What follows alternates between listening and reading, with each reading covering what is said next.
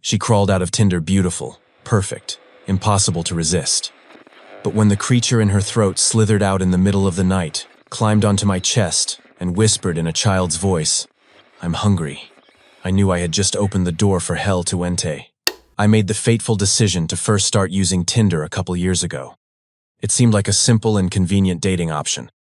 Me and my friend Francis both set up our Tinder accounts at the same time, part of a mutual challenge to break out of our shells, since we'd long shared in common our struggles to find a relationship.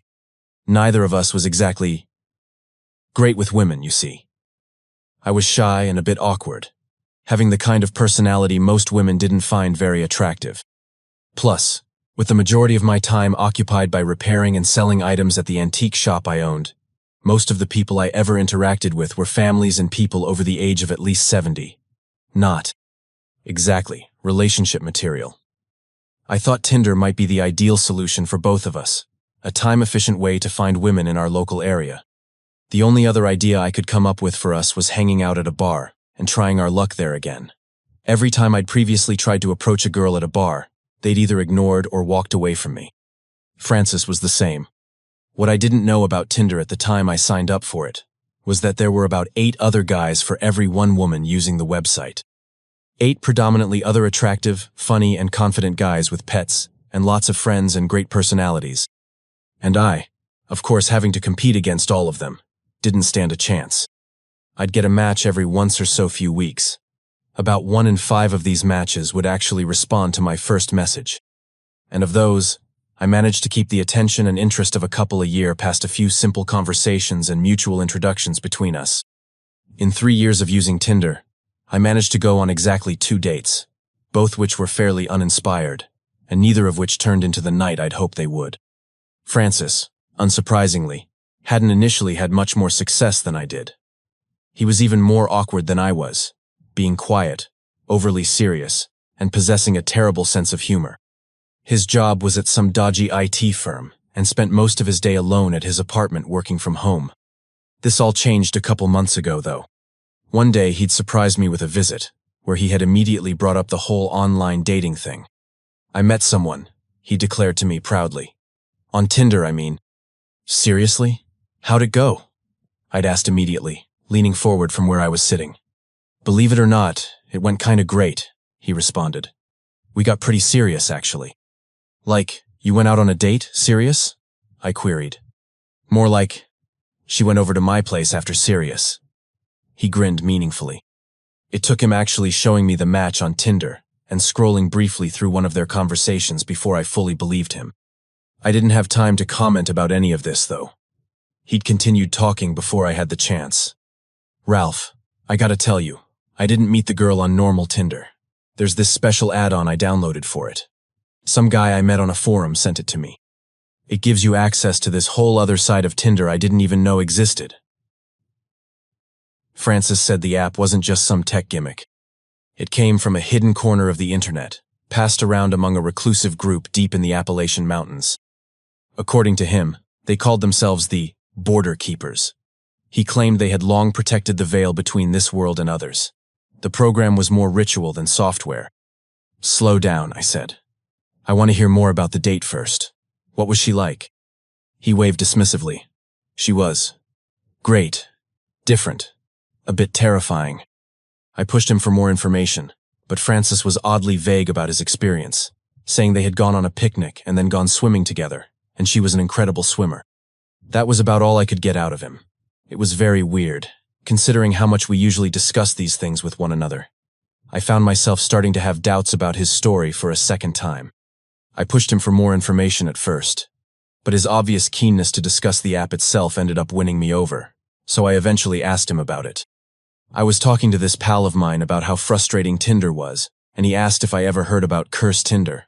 He wouldn't say too much about it, just told me I should check it out for myself. So I did. It took me a while, but I came across a download link for the program on some dodgy forum on the deep web, he said casually. "Wouldn't really recommend you going there. I'd most likely send the download file directly on a USB for you to take a look at instead." "Yeah, that's definitely better, I think." Not knowing what the deep web even was, but being aware of how my friend liked to browse around many questionable and creepy websites and chat rooms across various parts of the internet, I agreed to this and assured him I would download it and try it out for myself. Listen, there is more I need to tell you about the program before you can use it. He turned down to eyeball his feet, searching for words. I mean, you could say there is one catch to using the, add-on. I raised my eyebrows. That made sense. The catch I expected had to be monetary. Ooh, I responded knowingly. But Francis definitely didn't follow up by saying what I thought he might. Instead, he told me, I know what you're thinking. And it's not any of those things. The women on this site, they can be sometimes, kind of, dangerous. I chuckled. What? Are they into weird fetishes or something? He laughed a little bit too, but shook his head. No, really. I mean, some of them can be, like, actually psychotic. Psychotic, I repeated doubtfully. You mean they are going to try to murder me or something? He seemed to trip over his words a little as he tried to explain himself better. Well, probably not. But yes, the idea is not all the women you'll encounter are friendly. The women on this site, you see, they aren't quite human. Seeing the look coming across my face, he added, Again, not what you're thinking. They're not animals. Well, not most of them. He frowned. I'd say they're supernatural, I guess. They're not from this world. I don't even think they're from this universe. Francis, I'd said in a slightly discomforted voice, you're sounding kinda out there. Out there even for you. I had always known Francis to be a bit of a horror buff. I was too, though to a much lesser degree than him. He'd forever been fascinated by cult-like stuff and urban legends and creepypastas and that stuff. I also knew he took some of it quite seriously. I know, you think I'm crazy. I don't know how much I believed it myself in the beginning. Just try the app and follow the rules, okay? That's all I'm asking. The danger, the freaky shit, it only gets bad if you're not careful or don't follow the rules. You'll be fine, trust me. It took a bit more persuasion, but I eventually, grudgingly, agreed to try the app out once he sent it to me. I have to admit, I was a little curious to see this Tinder add-on. Francis sure did come across some very fascinating things on the internet. I sometimes enjoyed having him show me weird websites or pieces of obscure software he had downloaded. So, I was looking forward to seeing what strange corner of the internet my friend had stumbled into this time, place where, apparently, he found himself a date. Francis had a USB to give me a few days later, making me promise to read the rules which came with it, and then, for a second time, to be careful when I used it.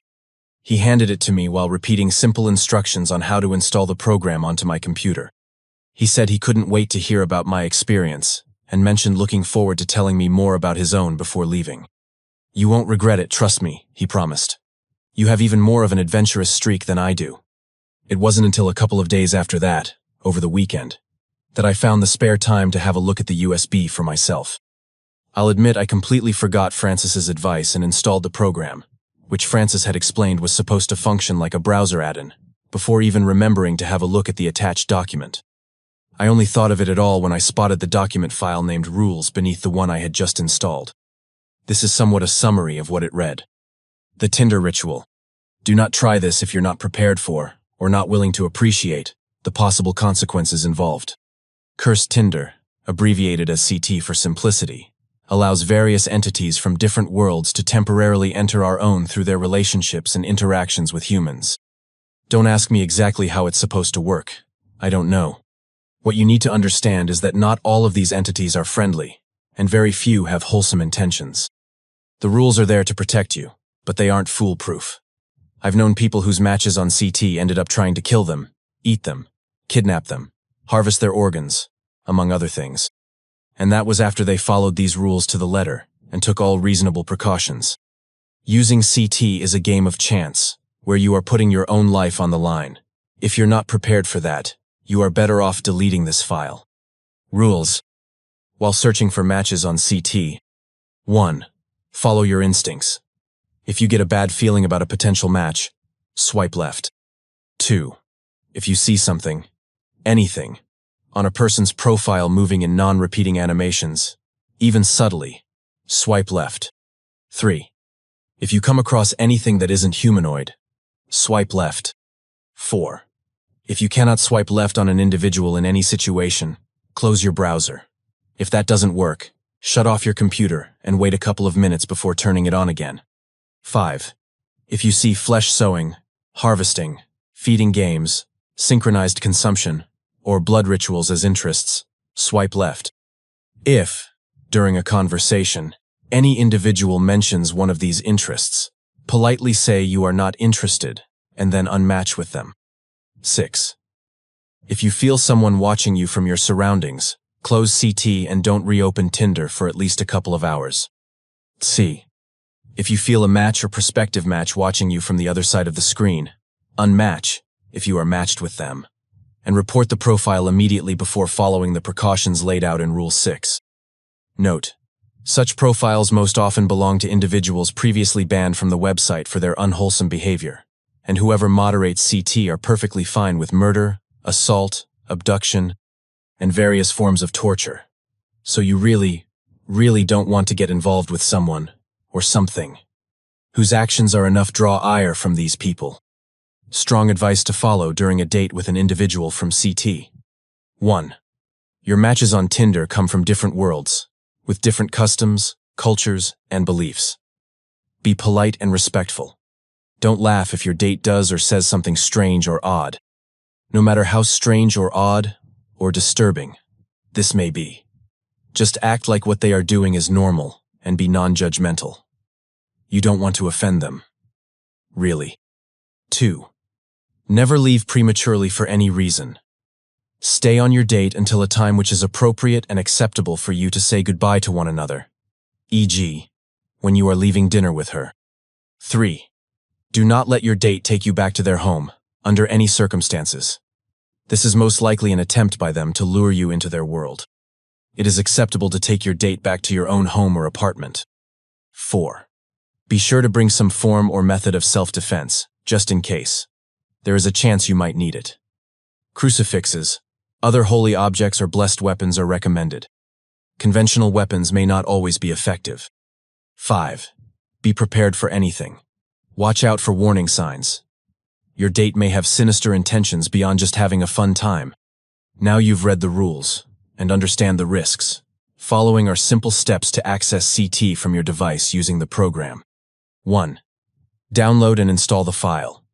Follow the prompts and installation instructions. It should work on any device that normally allows Tinder to run on the internet. 2. Open Tinder. This may take a bit longer than usual. 3. Make the following changes to your profile. Add interest otherworldly fascination. If interest does not appear, reload page until it does. At the end of your About Me bio, include the following. On the lookout for something out there and unconventional. 4. Navigate to the Explore button on the Tinder menu. 5. Continue reloading this page until you find the Preternatural Matches option. It will usually be located at the bottom of the page. 6. Clicking Preternatural Matches will take you to CT. You may now begin searching for a suitable partner.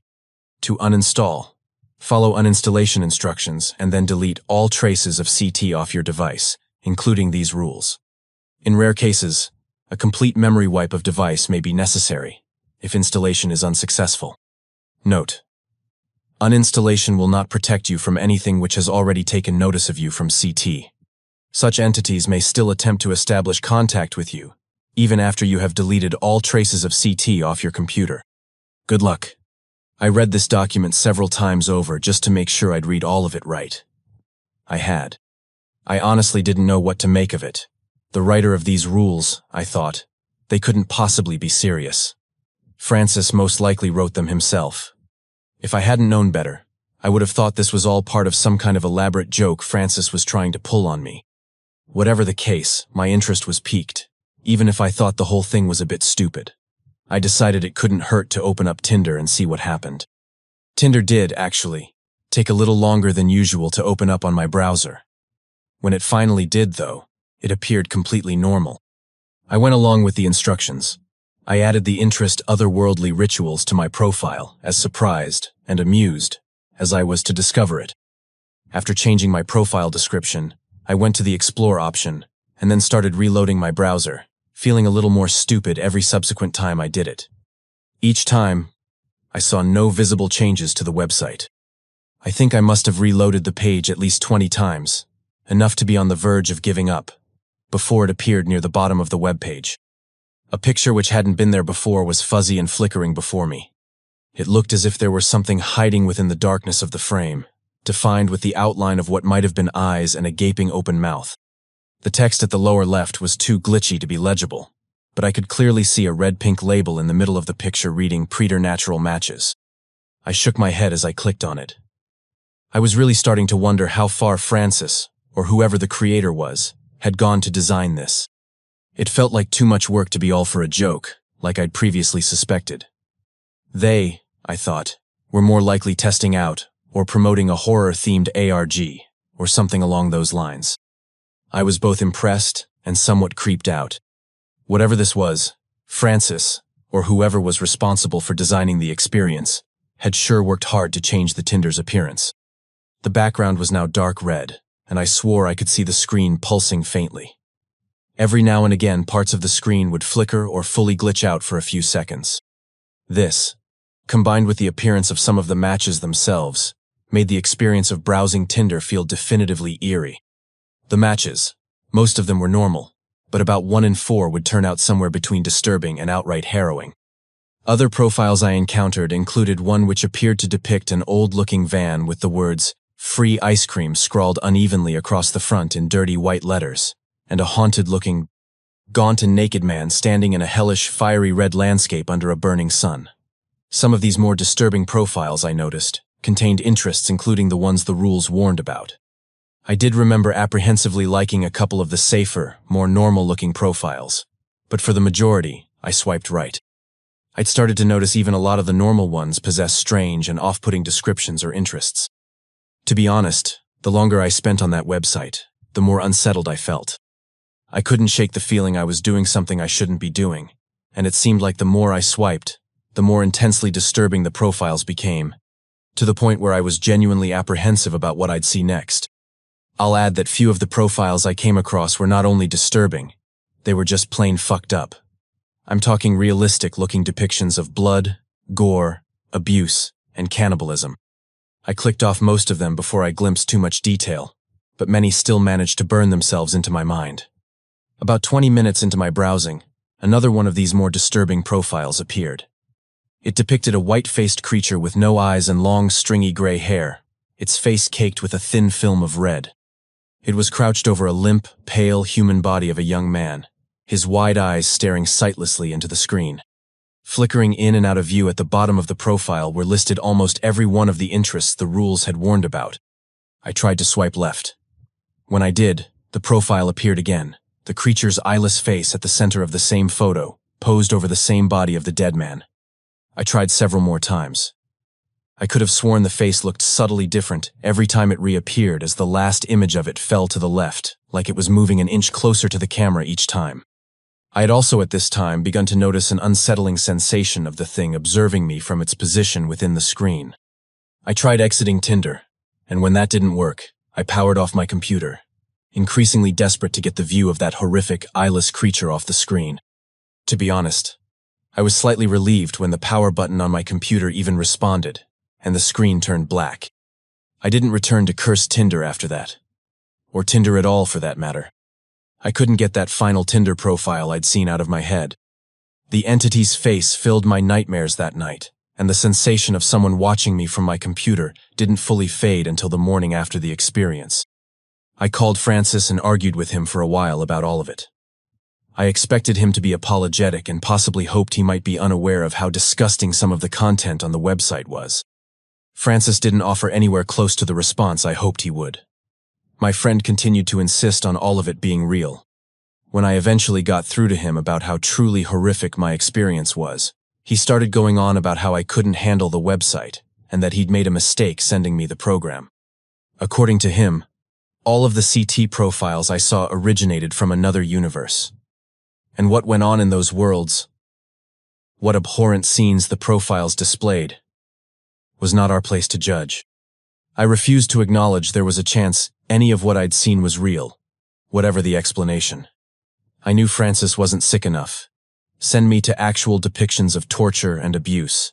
At least I hoped he wasn't. I got fed up after a while at his attitude, and told him I was over it and I didn't know what he was playing at.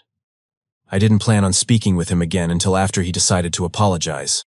Following my confrontation with Francis, I uninstalled Cursed Tinder, following the instructions and removing all traces of the file from my computer. I thought that would be the end of my experience. I'd delete it, I thought, and try my best to forget about Cursed Tinder. If it really was some kind of joke or elaborate horror experience, I wanted no more part of it. If not, well, I didn't want to think about what kind of sick and disturbed individual was behind it. The next afternoon, I was working from home answering customer inquiries, doing my best to put the whole experience out of my head, when I got a new notification of activity from Tinder. I've got to admit, when I saw it, I very nearly shit myself. It was nearly an hour later before I could bring myself to reopen the website. When I finally did go back, I found, to my relief, Tinder had returned to its normal look. No red screen, or glitching, or creepy and unsettling profiles showing up in the browsing section. I did notice I had a new match. A young woman's photo stared back at me, under my previously empty matches list. She was about my age, with light brown hair and brown eyes. She had dimples and full lips, and a kind of cheeky-looking half-smile on her face. I hesitantly clicked on her profile, then clicked rapidly through all of her photos, worried one of them would display one of the freakish, gore-filled scenes I'd been subjected to the previous night.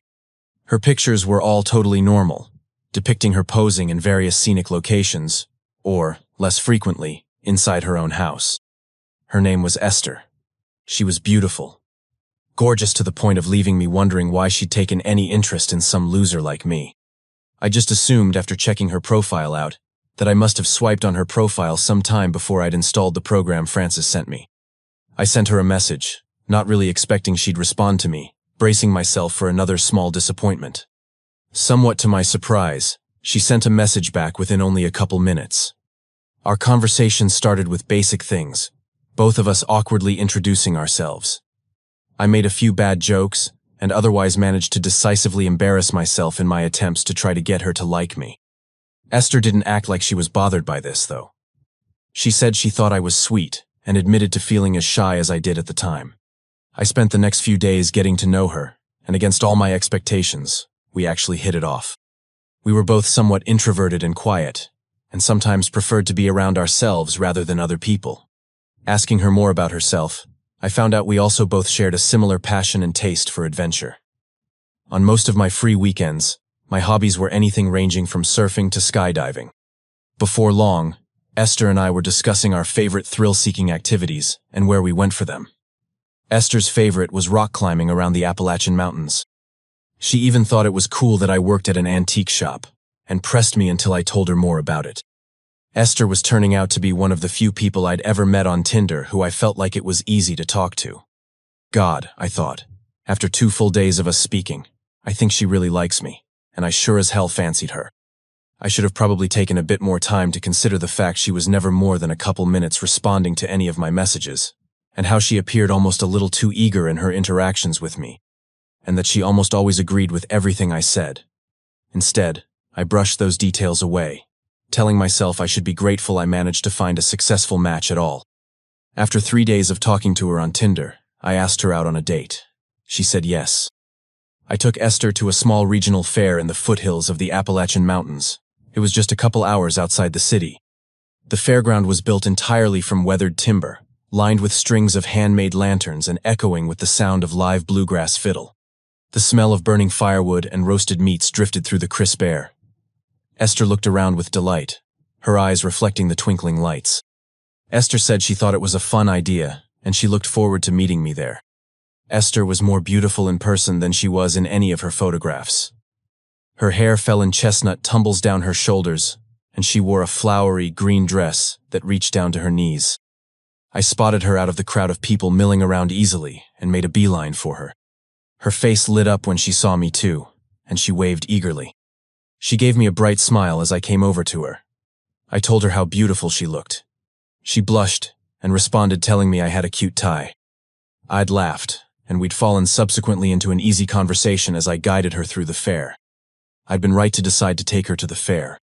Esther said she'd never been to one before, and her eyes lit up in response to the twinkling lights of the rides and the various clowns and elaborately dressed performers moving past us. I took her around the fair for the next couple of hours, visiting rides, buying her sweets, and playing games at some of the stalls with her. We must have gone on half the rides at the fair, and definitely all the scariest ones. The most intense parts of these rides, Esther would grab onto my arm or my hand and hold onto me tightly as she shrieked along with the other people sitting nearby. Each of these times, I felt my heart stop for a moment as our skin made contact. Honestly, I was too busy paying attention to her half the time to notice much of what we were doing together.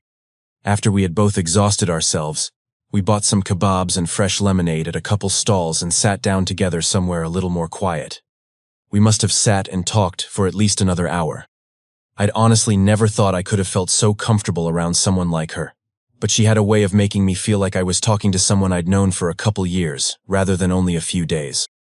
"I get the feeling you don't like your job that much," Esther observed at one point. I'd been telling her more about the work I did as we watched the sun setting on the horizon together. I'd considered denying it, then decided it was better to be honest with her. It pays okay, most of the time, and it keeps me occupied, I guess. But, yeah. I searched for the right words, while Esther watched me intently. I never really had a choice. My great-grandfather founded the business I own now, and it's been passed down through the family since. My dad kind of raised me, expecting me to continue a legacy, and I never had the opportunity to consider if it was right for me, you know? It was true, although it wasn't something I had discussed much with others before. She smiled a little bit. "Yeah, I get that, actually. I was. Well, I was raised very religiously, and my parents expected me to do something traditional, like housework or teaching when I grew up. Just something that they thought was appropriate. I spent the first few years of my adulthood with almost no choice in what job I worked in, and I hated it." "What changed?" I asked. She replied simply, "I found the courage to stand up to my parents and turn my life around for the better." She smiled. "I guess I'm trying to say, I understand how it feels, to be trapped. It's like you're scared. You're going to be stuck doing the same thing until you grow old and die. And then, what you did for your whole life won't have meant anything." I nodded. "That's a depressing way of putting it," I'd observed, with a touch of amusement. Feeling a hint of regret, I'd commented, "I wish I could try to do something else for a living, but I don't have the money or the time anymore to be able to consider it." We fell into a brief silence. "That sucks," she murmured, staring down at the table. "I think I'd go nuts if I were in your position." She added shyly, "I've never really met anyone who understood what growing up like me felt like." She'd reached over then to absent-mindedly to grab a cloth and wipe under her nose. When I looked at her face, I noticed a streak of red was oozing down above her mouth. I got concerned, but she just chuckled and said she had nosebleeds all the time. She held the tissue to her nose for a bit as she continued speaking to me about her childhood, assuring me a couple more times she was fine. As she pulled the tissue away, I swore I caught a glimpse of something dark and slimy slithering back up the trail of blood emerging from her nose and disappearing inside the shadow of her nostril. It was wriggling rapidly back and forth in its attempt to drive itself upward. It was gone so fast, though, I decided I had to have imagined it.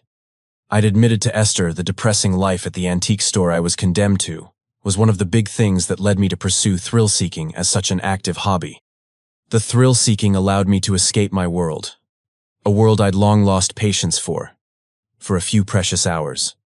Just for a short time, I felt alive and truly happy. I felt like life was worth it. And then, without even completely intending to, I told Esther that was exactly how she made me feel. She'd simpered and blushed, and then gave me this intense look that made the blood rush to my own face.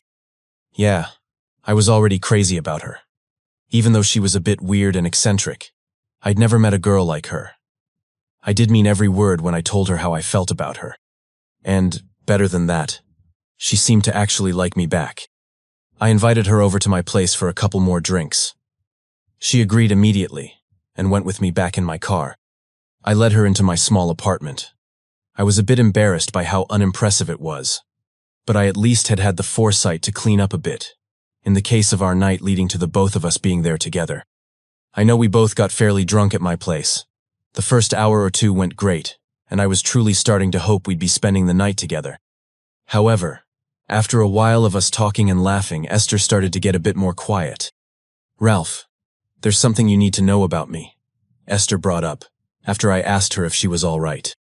"That sounds serious," I'd observed lightly, noting her change in tone. "It kind of is, actually," she answered, rubbing the back of her neck with one hand. "Oh," I'd uttered, and suddenly her nervousness had become infectious.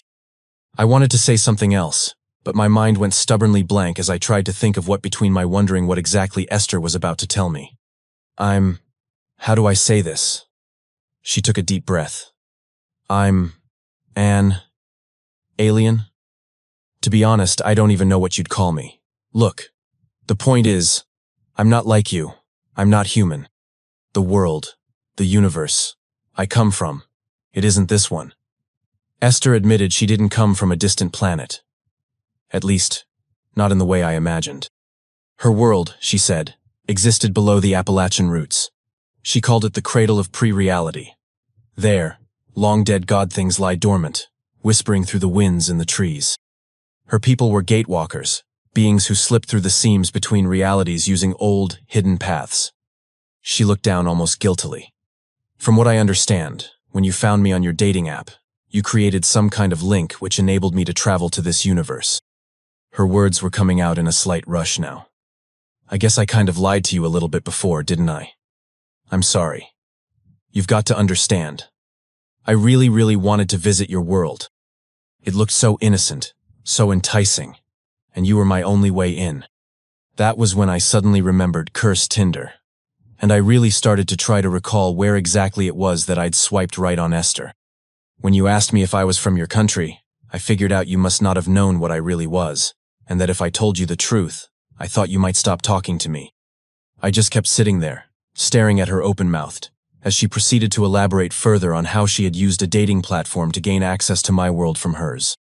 If I wasn't sure about her being a match from the program Francis sent me, her words left me with little room for any further doubt.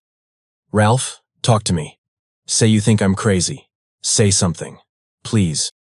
Esther had finished speaking. I was still fighting to rationalize her words, to wrestle against the beyond-outworldly possibility that she might be serious. "I guess I don't know what to say," I murmured eventually. "I know I manipulated you, and lied and used you, I guess. But that was all before I got to know you tonight," she told me, searching my face with an anxious expression. "Listen, you're the best part of this world I've seen so far, Ralph." She laughed. "It's actually pretty boring here compared to my reality. You are what made it worth visiting." She sighed. "But, well, I understand if this is all too much for you." I rubbed my hands across my face. My date thought she was an otherworldly entity. I couldn't, honestly, fully wrap my head around the idea. "This is gotta be a joke, right?" I asked, rubbing my temples. "If you seriously believe all the things you just said, then you need help. Professional help. I'm not making this up," she cried. "Did one of my friends set you up for this?" I demanded. "Did they pay you, or something to go out with me?" She shook her head rapidly. "No, I would never do something like that. I'm trying to tell you the truth right now. But you're not listening." Esther inhaled sharply. "You know what? I think this date might have been a mistake. You clearly can't handle who I really am. I should probably go," she said suddenly, making a motion as if to stand up. "I've said too much. I've obviously ruined things. I'm sorry I freaked you out." She picked up her bag on one arm.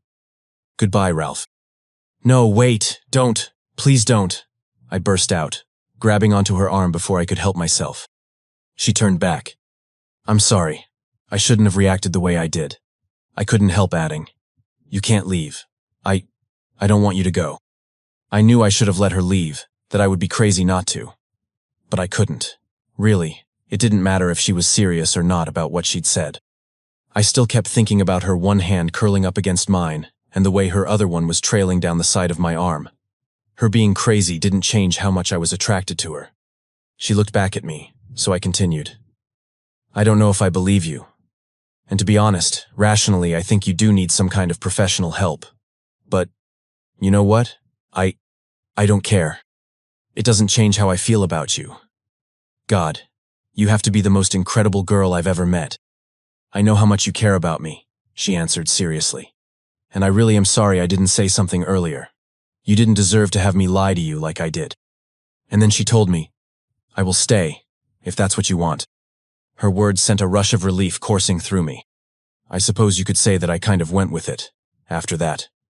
Esther settled down again, and I let her convince me she liked me as much as she had acted like she did the whole night. I think perhaps I actually even believed it. I tried my best to be accepting of her story, even if I couldn't quite buy into it. We inched nearer to one another until she was pressed up even closer to me than before. If she was an alien, I thought, she sure didn't feel like one. After a while, I'd managed to relax myself enough again to ask, So my world is boring, huh? What's yours like then? She gave me a sideways look. I think you'd quite like where I'm from. I'd almost be tempted to take you with me back there to show you. Describe it to me, I'd told her, genuinely interested to hear what she'd say. She looked up at the ceiling thoughtfully, then picked up the bottle of wine from the table to take a sip from it. With careful words, she started to speak, while I listened in increasingly awed silence.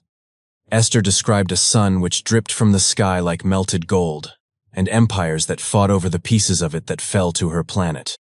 She talked of the carcasses of dead gods and ruined alien civilizations inside which people made their homes.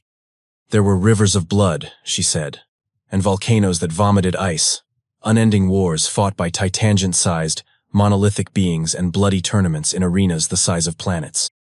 She'd seen all of it, she claimed. She'd been given the power to explore both the most terrifying and wonderful parts of her world.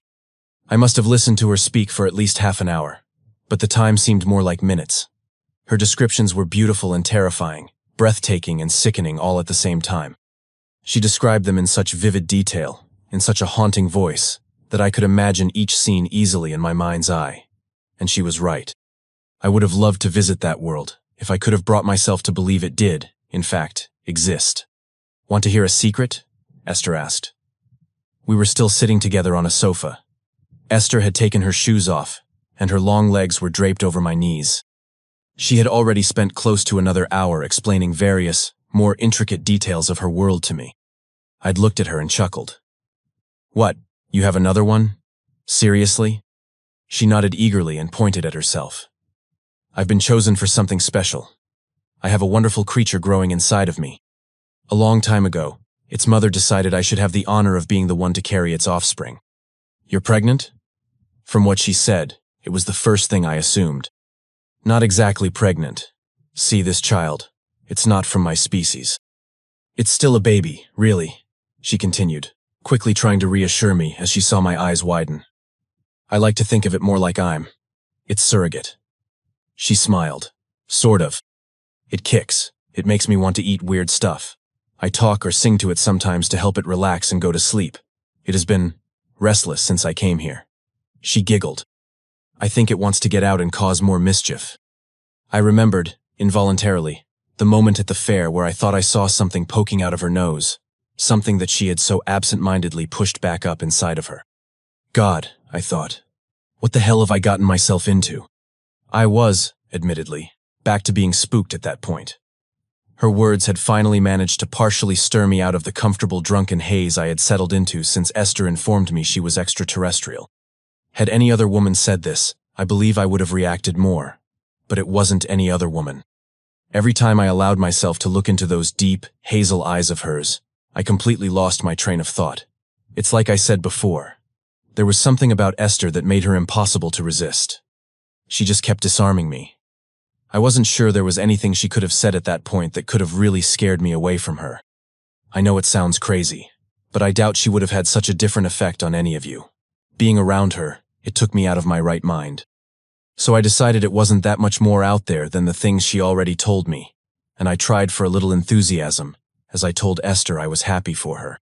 I'd added, somewhat uneasily, but wouldn't that be kind of unpleasant?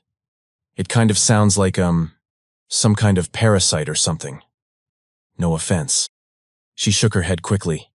You don't have to worry about offending me. I do understand how strange this all must sound to you.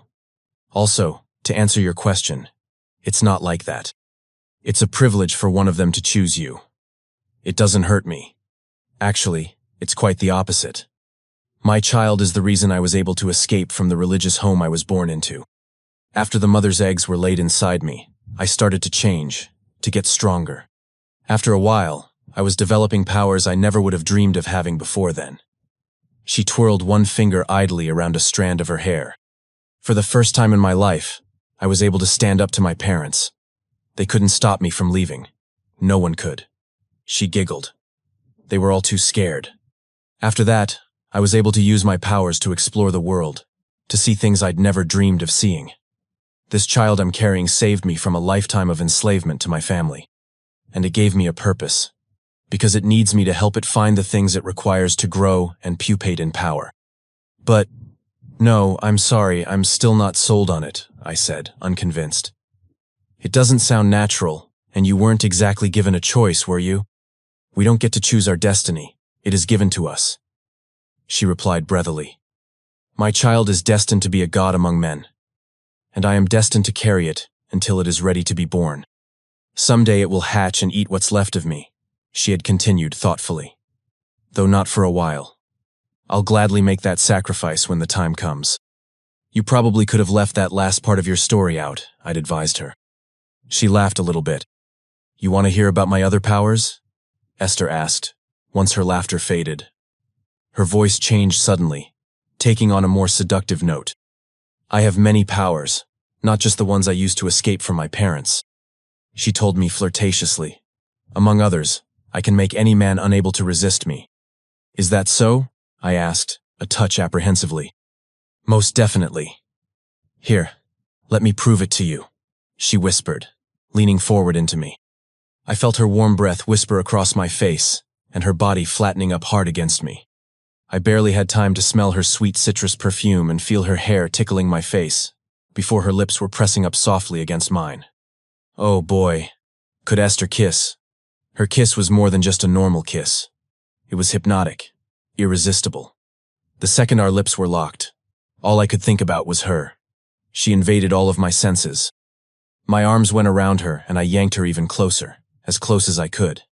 She responded by kissing me harder, deeper, then rolling us over so she was straddled on top of me. I'd say Esther made me high when she kissed me, but this was more amazing than any high I'd ever had in my life. I'm confident she hadn't been lying when she told me about her having a power for seduction. I suppose you can guess how the night progressed after that. I get shivers just allowing myself to think about it, and I've relived it more times than I can count. I was sure, at one point, while her head fell back and with her body arched above me, I caught a glimpse of something half rising out of her mouth, as it tilted open in a silent moan. Whatever it was too dim in the room for me to focus on it, no matter how hard I tried. After a while, I just forced myself to ignore it and focus on another part of her body. Considering the highly intoxicated state I had fallen into at the time, it wasn't such a hard thing to put it out of my mind.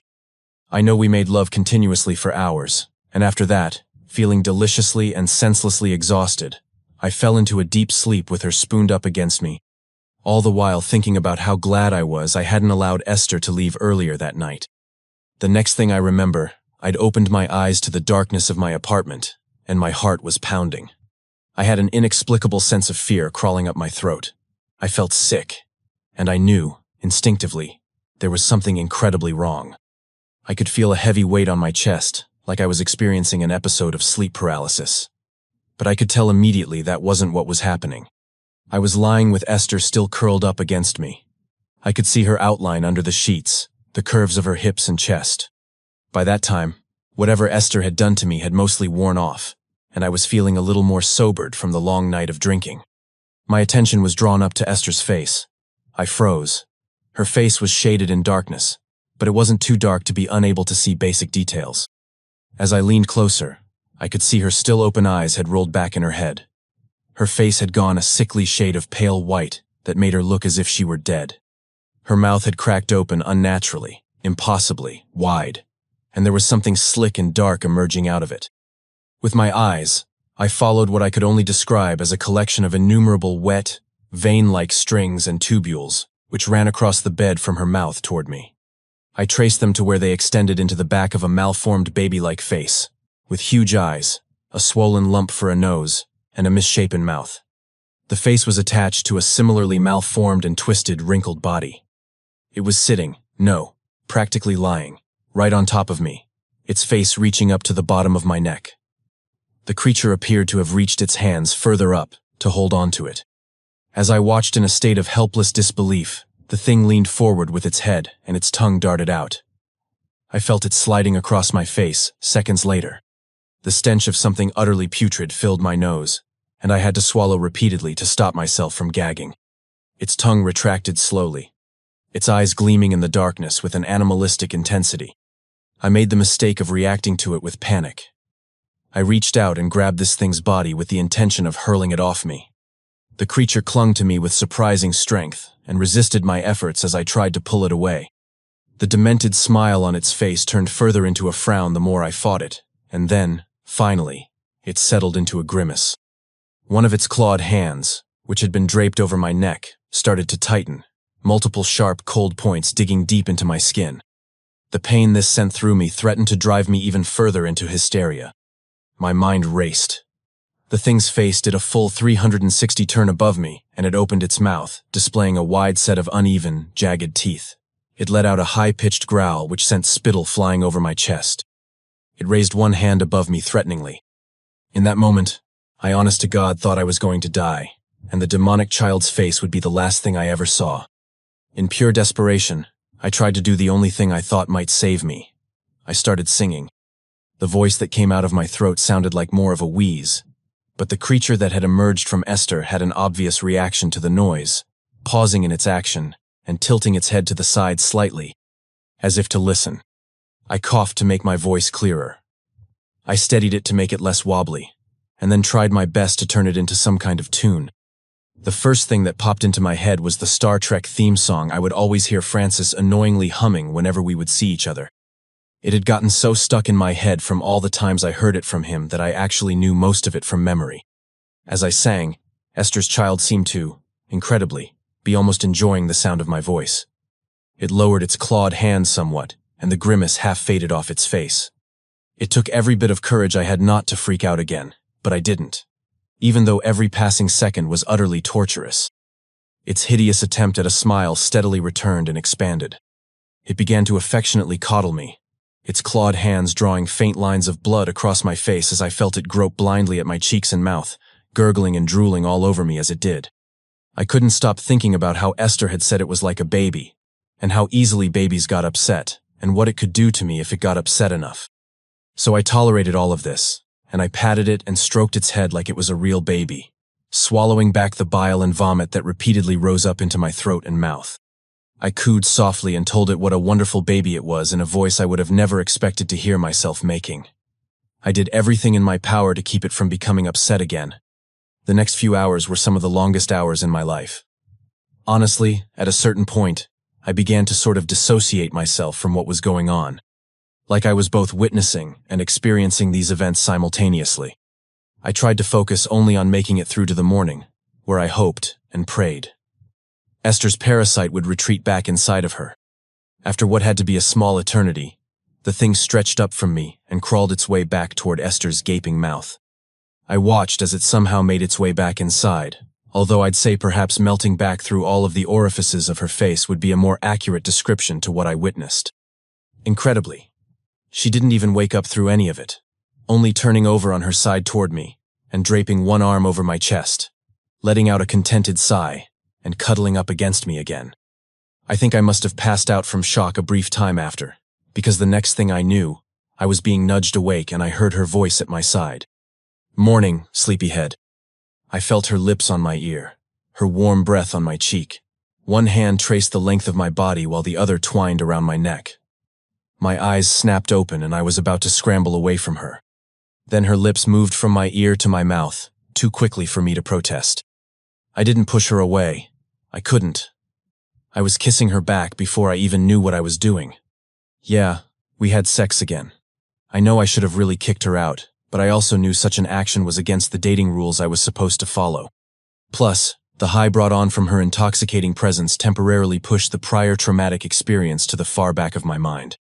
Esther had taken on a kind of glow since the previous night, and her body was impossibly flexible. I could see the veins of her wrists and arms darkening as she wrapped them around my neck. Something indescribable seemed to have animated her body, and she practically brimmed with energy. We spent the rest of the morning together, cuddled up in bed. I let her talk to me, telling me more stories about her world and then what worlds she was, apparently, planning on exploring after she left mine. We talked about plenty of other things too. However, neither of us spoke about what had happened the previous night. When she'd asked if I had a good sleep, I thought for a second, then claimed to have slept like a log. To be honest, I don't know if Esther was even aware of how her child paid me a visit.